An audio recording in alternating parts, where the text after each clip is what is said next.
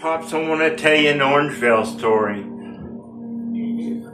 Your friend Mike and Debbie. I mean, he was my friend somewhat. But anyway, recall I was telling you, him and I were sitting at Bernie's, and a man came in, and Mike poked fun at me. He goes, "Isn't that the sumbitch?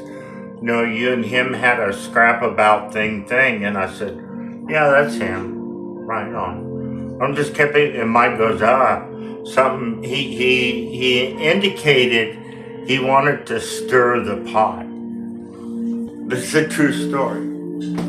Mike's sitting there, I'm here, the guy's behind me. I know who he is. He's a sizable dude and whatever. But anyway, Mike tells me he's gonna da-da-da, and I said, "All right, Mike. Well, I'm gonna tell you exactly how this is gonna go. No matter what that guy says or does, the first person I'm gonna fucking rock in their ass is you, Mike, for starting this. When I finish with you, I'll go deal with him." Mike looked at me, and I wasn't being threatening. I was just telling him, because that dude Mike was talking about, he had changed. He wasn't doing crank no more, as I understood. He had got his mind right. And what this was all about, this is my shop, Pops. You know this, that's Louie, L&L Tire. And I'm sorry because the light thing, but that's my shop. That's Doug Carrier and the boat he was building. We became very good friends, even though whatever. This is Larry and Luana. They lived there. My friend Robbie, he knew this guy from way back. I think it's Chris. But anyway, my shop, I had some old crime partners named Russell and Lenny from the early 80s. And they both stole cars and they were just, but I knew them very well. Lenny come to me and he goes, "Look, I have this Toyota. Is there a place I can park that?" That's my friend Robbie's truck. "But is there a place I can park it for a little while till I can?" I said, "Sure, bud. Ain't no thing." And he did. He parked it like right here.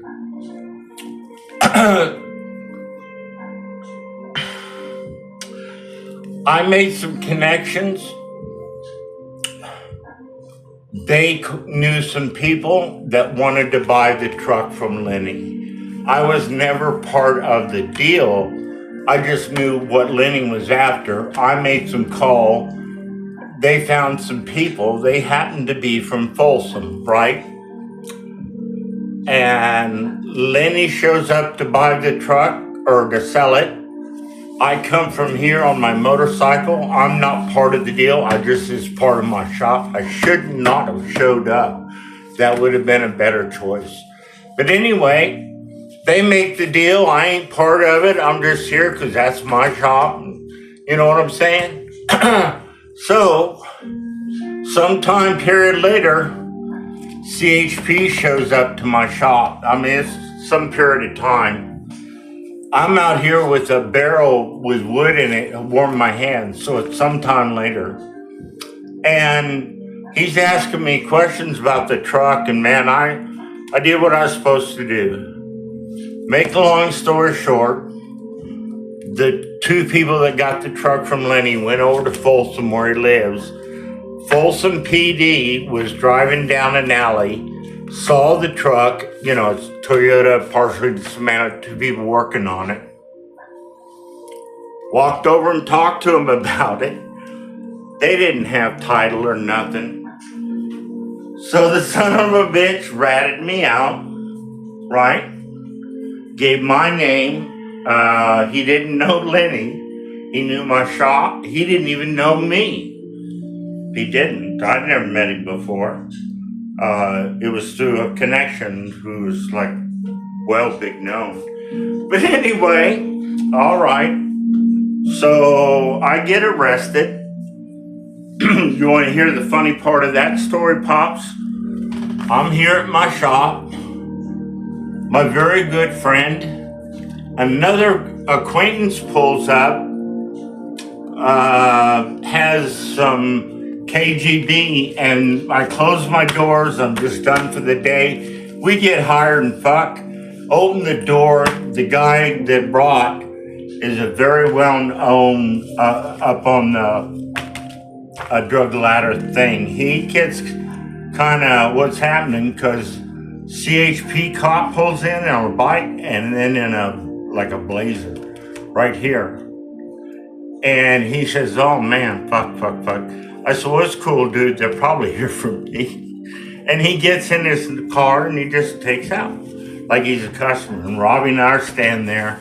We're going to make a long story short. CHP arrests me. I gave all my belongings to Robbie. And the cops asked me, you sure you want to do that? I said, no. It's safer here with him than, and he, So, I'm back at my shop. Larry and Luana are going to go buy weed from that dude over there, right? And I happened to be there when they were talking about it. Not here, they were here.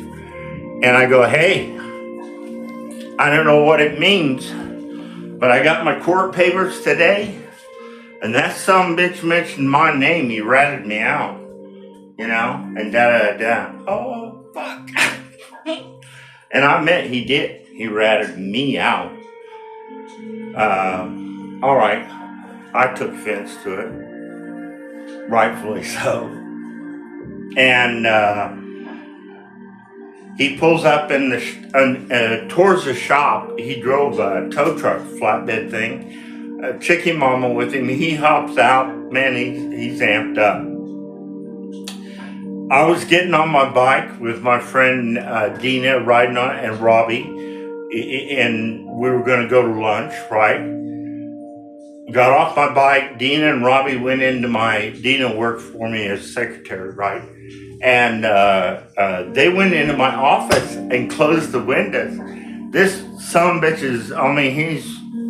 he's wanting to fight, but I need him to come into my shop for me to do what I want to fucking do. So I kept a Maddox handle right by my machine as you come into the right door, and I just grabbed it nonchalantly and laid it back because I'm backing up.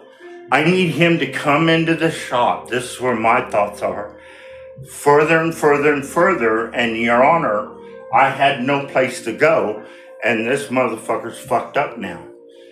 Cause he's angry at me, and I said, no, you ratted me out, motherfucker. I got the court papers. And I'm backing up and thinking, come on in a little further. And I'm thinking, you really don't want to do this, Asbel, because there's a lot to all this. It isn't like, but he wouldn't close distance. In fact, he goes, you better put that stick down. And I just shook my head. Yeah, you're right.